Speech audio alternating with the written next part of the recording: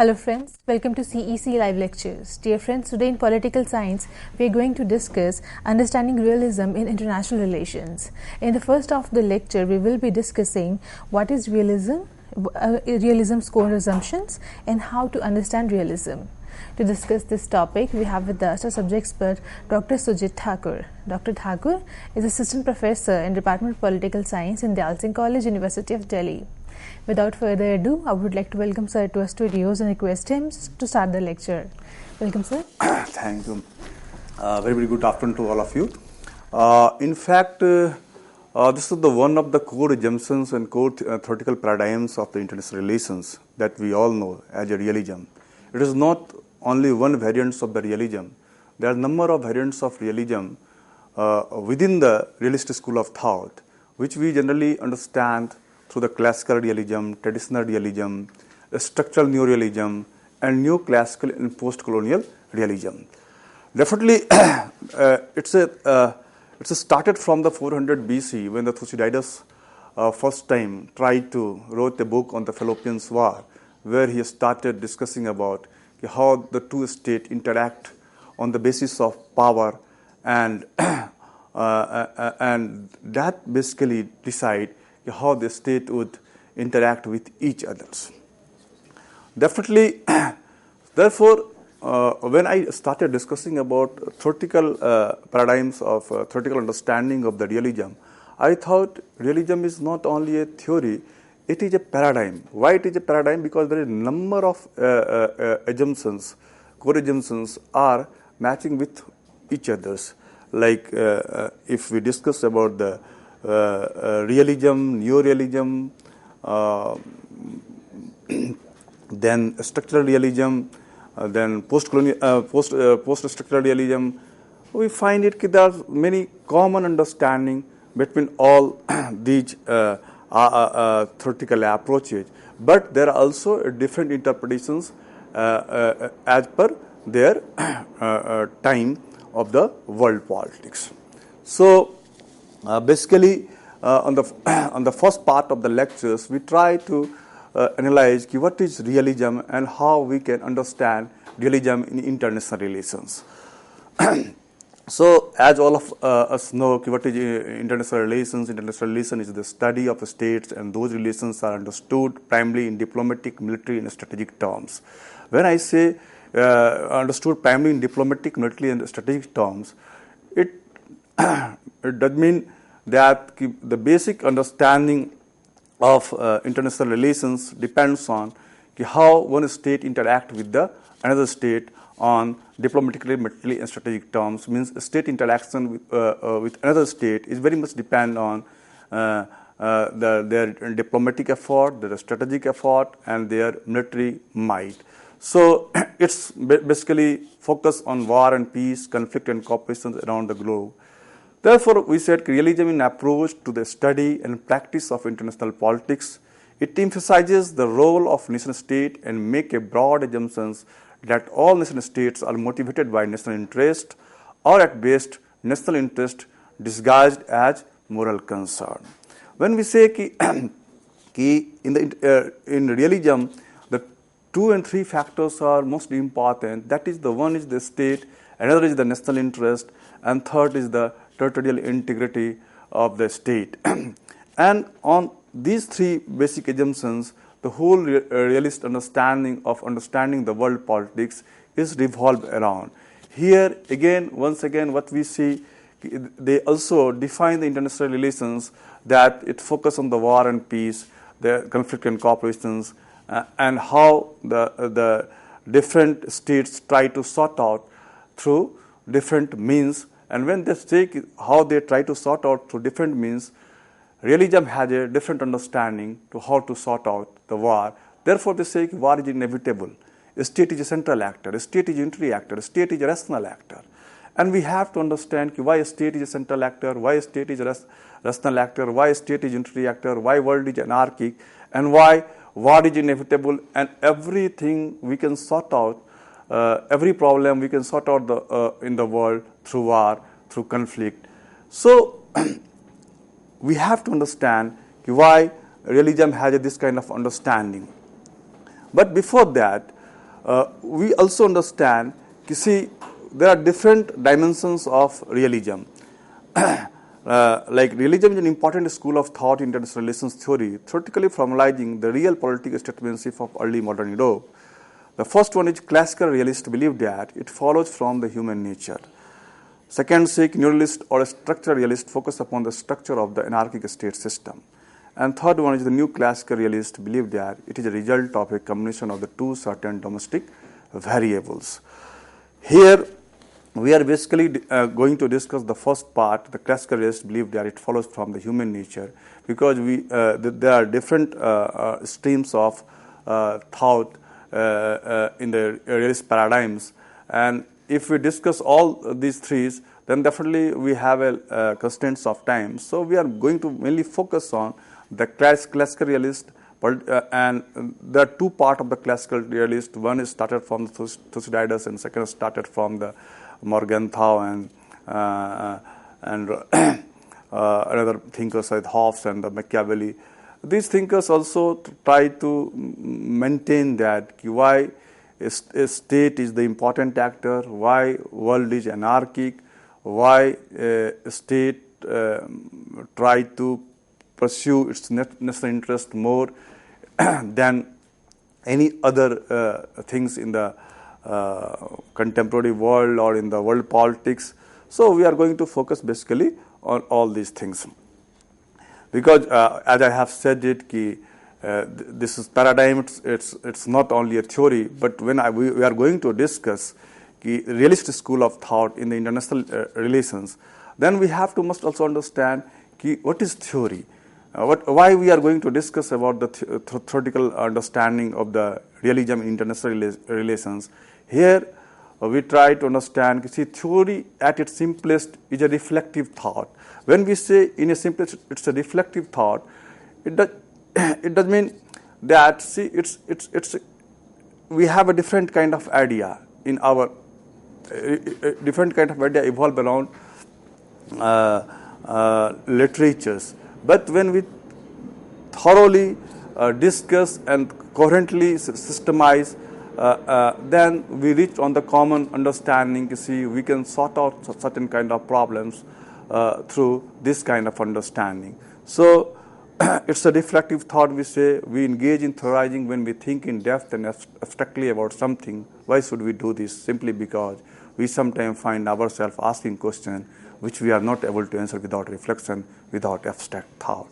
So here, now, we also, through the realism, try to understand all these issues, because before the realism, after the First World War, with our main concern through the theoretical understanding of liberalism or idealism, we try to understand the world, that how the world should be, what ought to be, how world can be better place for the human beings.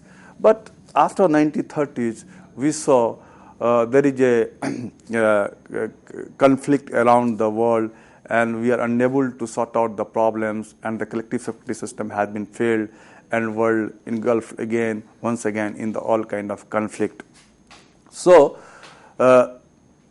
from what ought to be, realism try to focus on what it is, how world is, and they try to explain it, how world is, and they try to understand what is the world, and they try to explain it through this kind of understanding. We should not think about what ought to be, what should be, rather than we think about how world is and how we can sort out the problem. So here we are going to focus in this realism school of thought. What is realism? Here we say realism is one perspective within IR. Realism is one perspective within IR, means there are different perspectives to understand the world. Like I said already earlier, there is earlier in the after First World War, the idealism, institutional liberalism, they played a very important predominant role in understanding the world politics.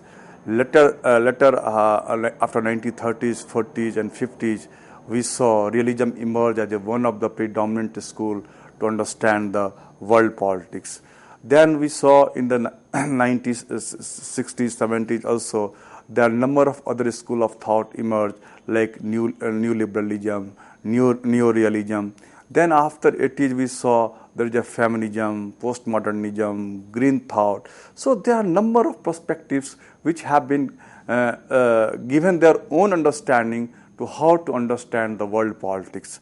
So when we say what is realism, then one must understand this is the one of the perspective of IR which tried to explain how we can understand the world through a realist perspective. So here the second point is realism is a level attached to certain ways of thinking. There are, however, a number of distinctive strands in realist thoughts.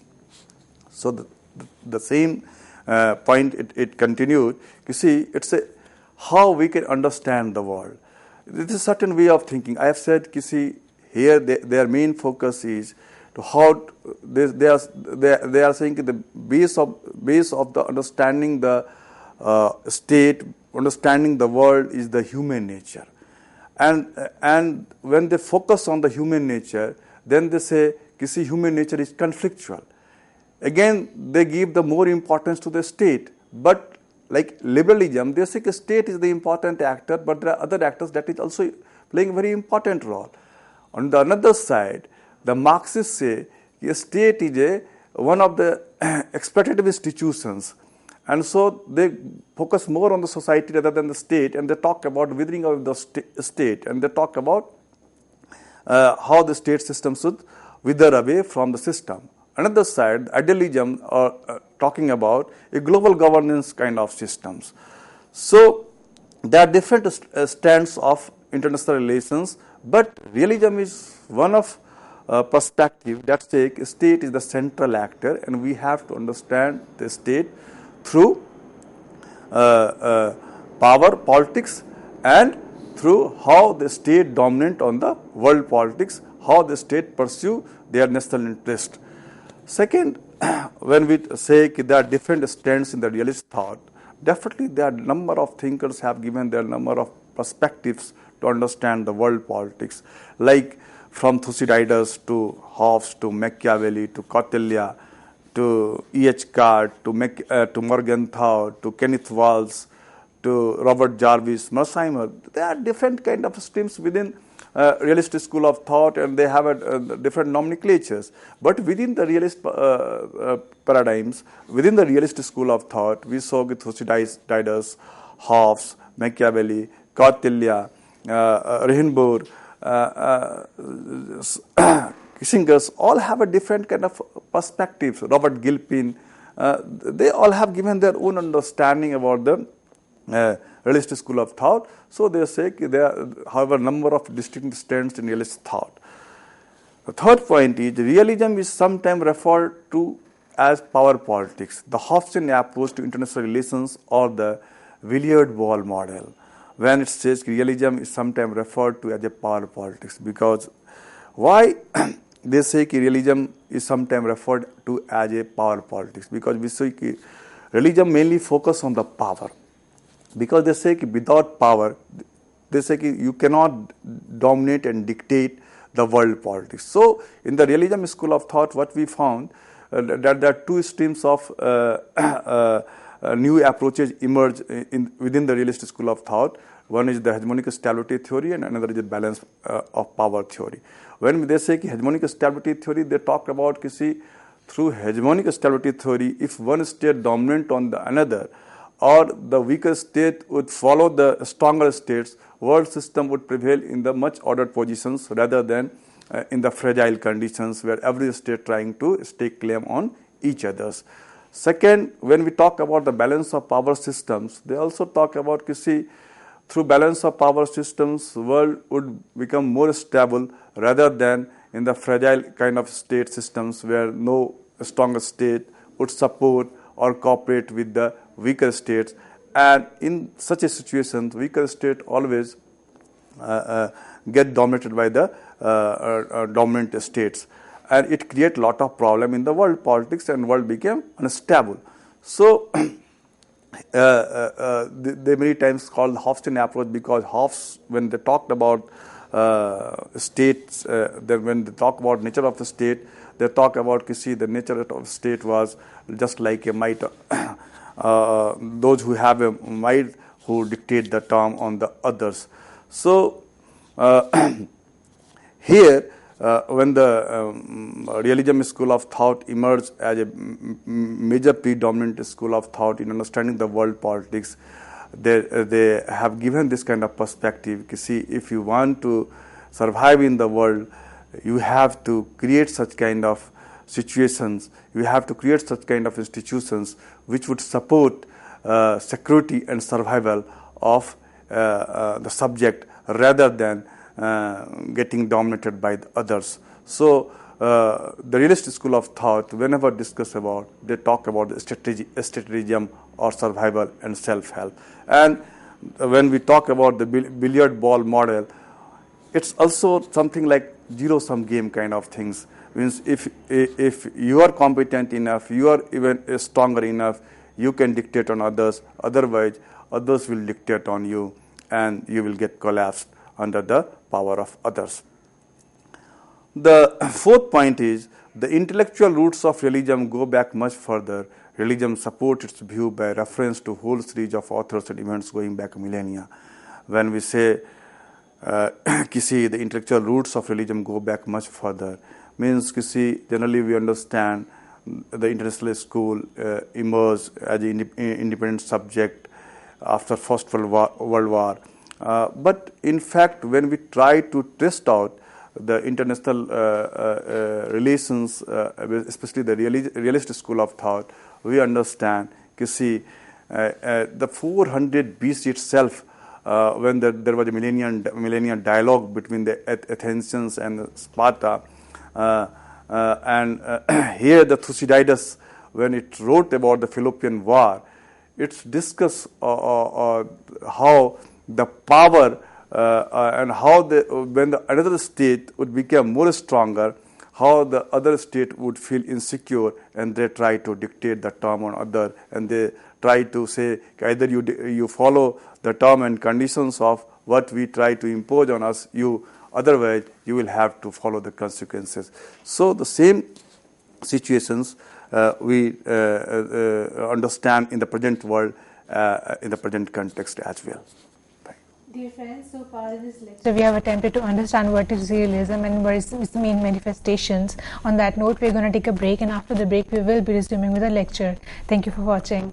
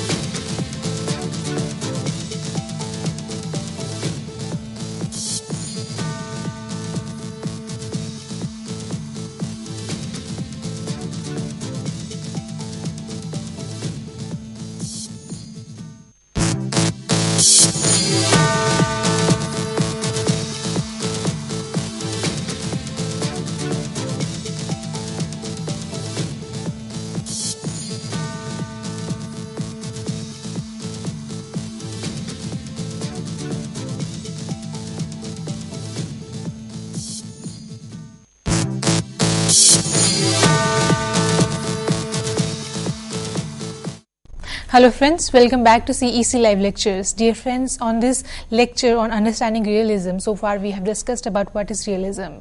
In this part of the lecture, we will be continuing in our discussion on what is realism. To discuss this topic, we have with us again Dr. Sujit Thakur, and let's welcome Dr. Thakur and ask him to resume the lecture. Welcome, sir. There is a lack of consensus in the literature as to whether we can meaningfully speak about realism as a single coherent theory or not. When we say whether it's a single coherent theory or not, it doesn't mean that when we talk about the realism and when we say there is a core assumptions where they say state is a central actor, state is a tree actor, state is a rational actor, and world is anarchic. And when we try to understand whether world is anarchic, why world is anarchic, then we say world is anarchic because we understand there is no central authority, there is no hierarchical kind of system, there is anarchical kind of system, there is no world governance. So, but how we can decide whether it's a anarchy, it's a structure that decide the anarchy of the world system, or it's a state which decide the anarchy, because a state is a central authority, therefore a state interact with one state to another state. So here there's a different kind of streams have a different kind of understanding. Like Kenneth Walsh talk about, the structure is the more important in understanding the world politics. Vis-a-vis Morgan talk about the state is the central actor that decide the world politics, not the structure of the world politics. So we say it's a lack of consensus in the literature as to whether we can meaningfully speak about realism as a single coherent theory or not. However, realism is a level given to a particular set of assumptions about international relations, which emphasizes the importance of states motivated by national interest and driven by power. But definitely every stream of thought, given the importance of a state is the central actor and its prime concern to how to give more and more importance to their national interest, and how they acquire and enhance their national interest through their cumulative power. And power is also defined in a different form by the different realist school of thought. The next is realism does not make a claim to explain every aspect of international relations. It's aimed to capture the essence of one specific aspect of world, that is power politics. Here, see, it's a very important point that we have to understand. You see, realism does not make a claim to explain every aspects of international relations. It's not like we are going to understand everything, like economics, like culture, like society, like politics. There's we are mainly focused on how the power dominant on all other aspects. So sometimes the realism also called like a power politics approach. So here we have to understand that realism is basically a school of thought which primarily discuss about the power, and power is the core concern through how the power realism try to understand the world politics, how the power played a very important role in the world politics. Like in the case of, for example, in India and Pakistan case, like see, whenever there is a conflict, India always talk about they have a more strength, military strength, economic strength, and other regional strength rather than the Pakistan. But whenever there is a conflict between the India and Pakistan, we saw the Pakistan also tried to strengthen its positions through different kind of alliances, through different kind of channel. Before 90s, it had a very stronger support from the America and the Western world.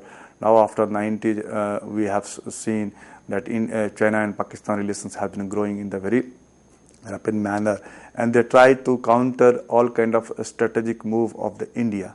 So here again we see the power politics is one of the major dimensions of the realism, and they try to understand the world politics through the power politics. The next point is realism claims to describe a world is not possible to change and give us a guide on how to survive in the world. They say, see, human nature is governed by the objective laws.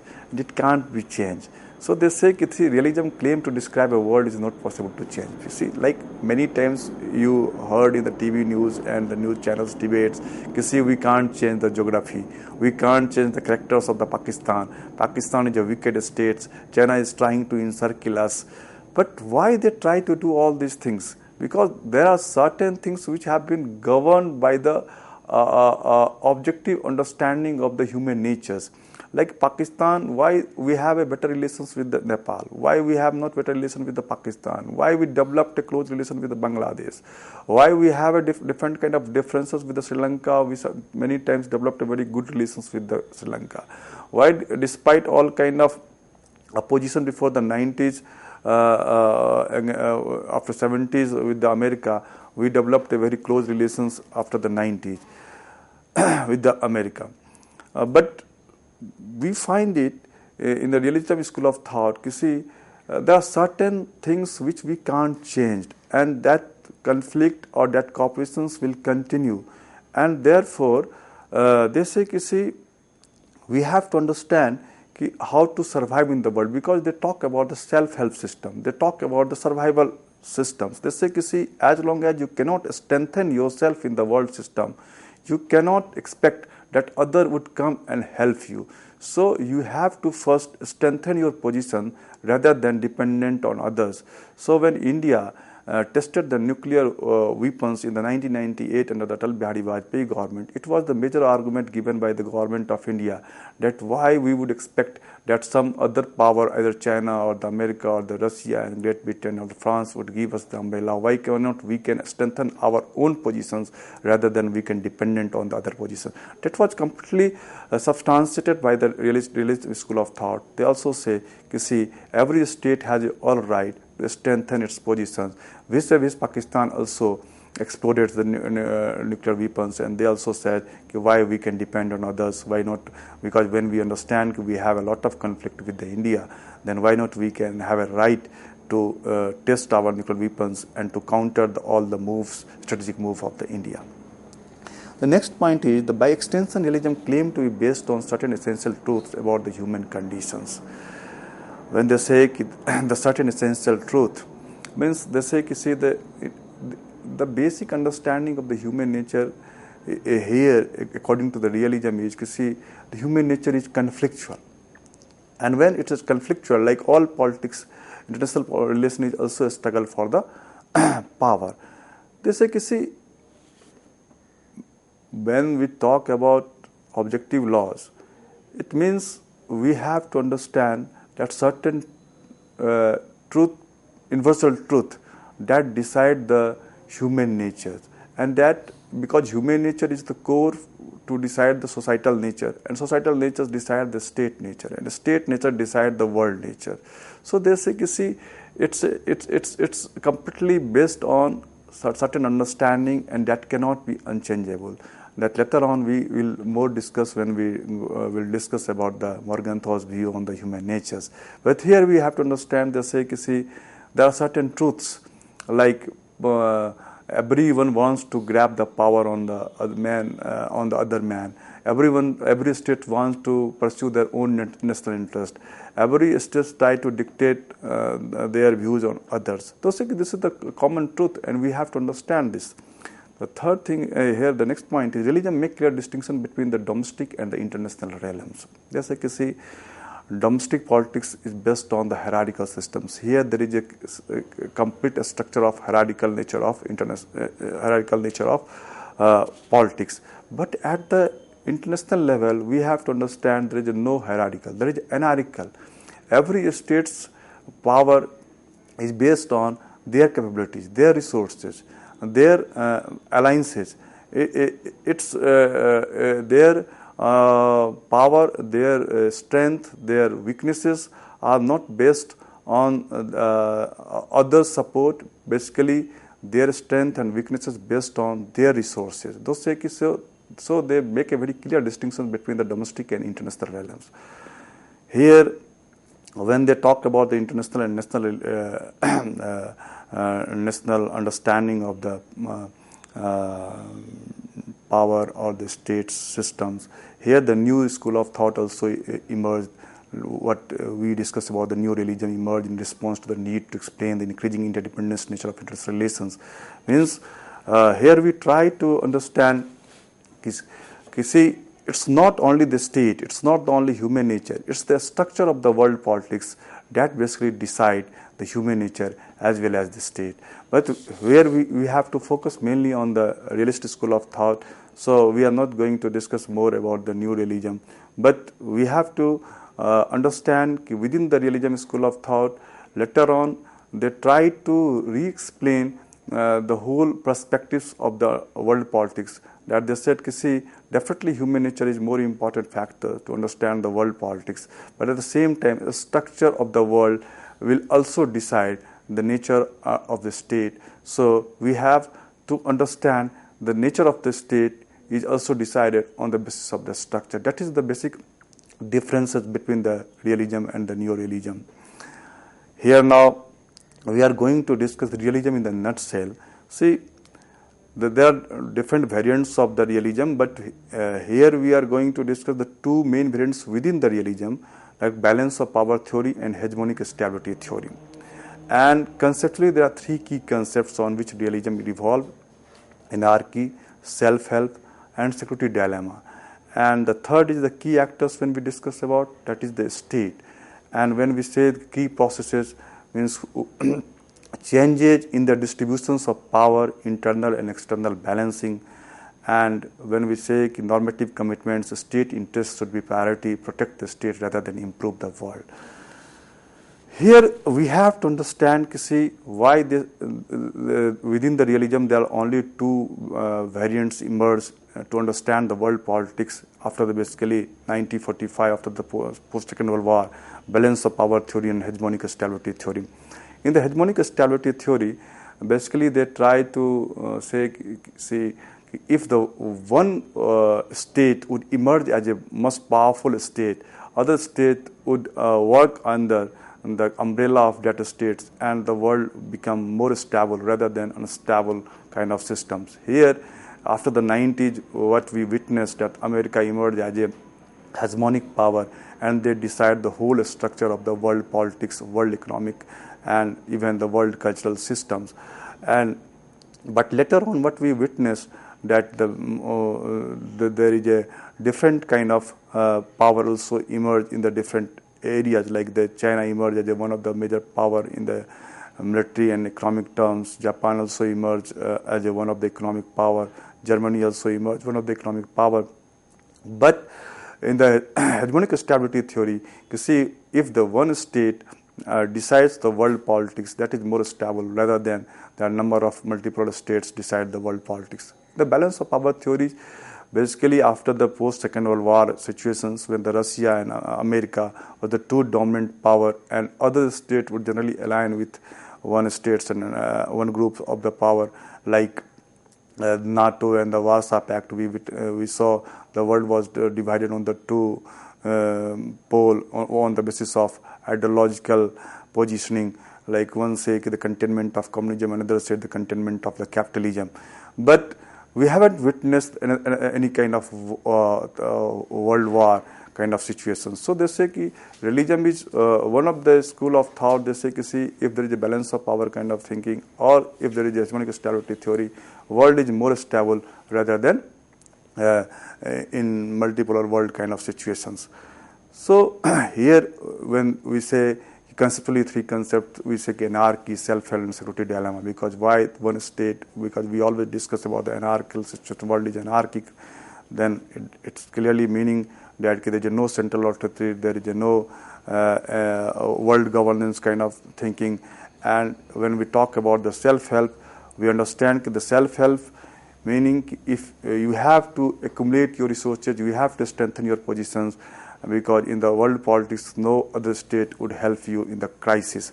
And the security dilemma, this is the one of the concept which has been generally a state feeling insecure about one and another, because state doesn't know about the other, what the other state would have a strength, and so they always try to enhance their positioning vis-a-vis their neighboring states or the states which they feel they may be emerge as an enemy, or they may be emerge as a threatening to their national interest or territorial integrity.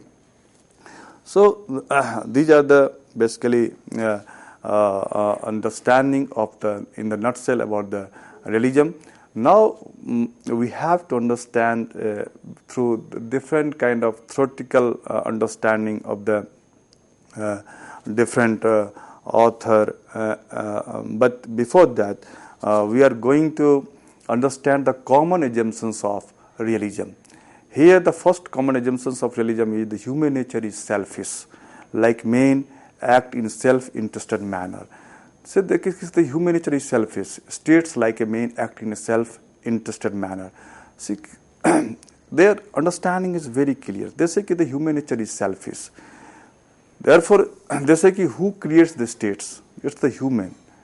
Human creates the society, society creates the states. Why they create the states? Because they want to protect their own well-being. So they say that states are also a selfish. So whenever they interact with the other states, their main motivation is to how to protect their own national interest. The second point is state are central actor. The study of international relations is therefore the study of states and how they interact.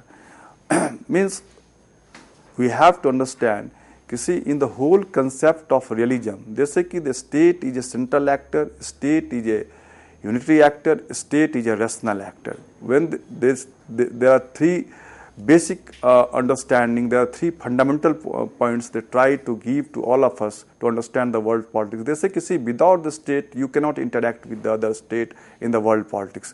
So, in the international politics, when they try to define the international politics, they say it's a relation among the states, not relation among the individuals, relation among the different units. But here the liberalism says a state is one of the important actors, but there are other actors that play a very important role. But here the realist says, no, the state is the only actor that decide everything on the world politics. And in this present globalizing era, there are debate is going on within the globalizing systems, where the globalists say a state is reducing itself, and there is no need now. The state role has been marginalized, and the system is evolving around the world where there is no boundary, and every individuals, every cultures, every trades, every kind of systems are going across the state, and state is now not a deciding factor for everything. Even the supra-institutional kind of systems have been emerging. But the realist school of thought say, still the state is playing a very important role, and no other actors can replace the state. When they say that state are unitary actors, means state a single coherent unit or integrity, history as a history of a state, foreign policy a rational response to external conditions. And here, when they say state are unitary actors, means they are telling whenever we study the history of the any systems, we are studying the history of the states. We are not studying the history of the individuals. We are not studying the history of the any society. We are studying the history of the states, and so the emphasis on the cyclic view of the states. And they say, every response of the foreign policy of the other states, it's also given by the states, and the state represents the view of all the individuals, all the societies that is the subject of the data states.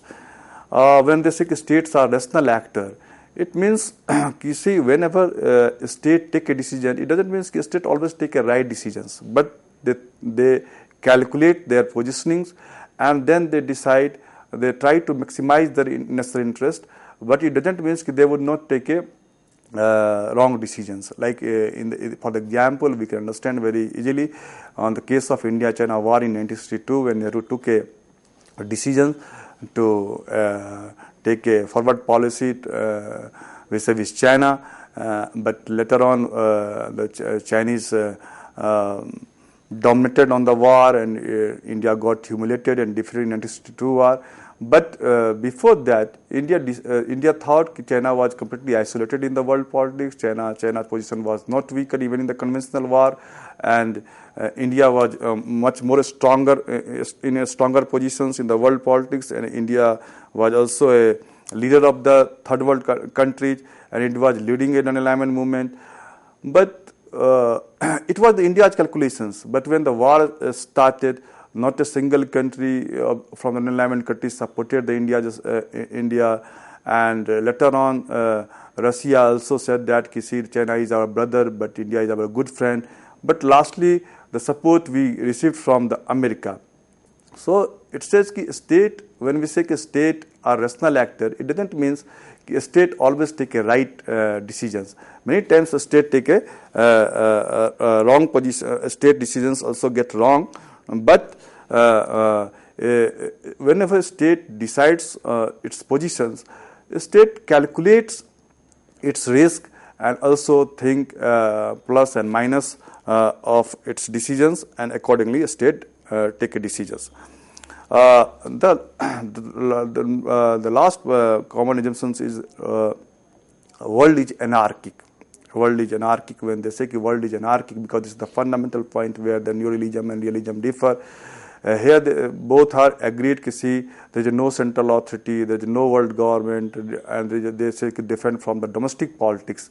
But here the realists say it is the human natures that decide the state's positions, but the neolists say it's structures that decide the state positioning. And the next point is power is key to understanding international behavior and state motivation. International relations are inherently conflictual. Dear friends, in this lecture we have attempted to understand realism and its basic assumption and how to understand realism. On that note, we would like to thank Dr. Sujit Thakur for coming here and delivering this wonderful lecture. And thank you, dear friends, for watching our lecture. Stay tuned and keep watching. Thank you.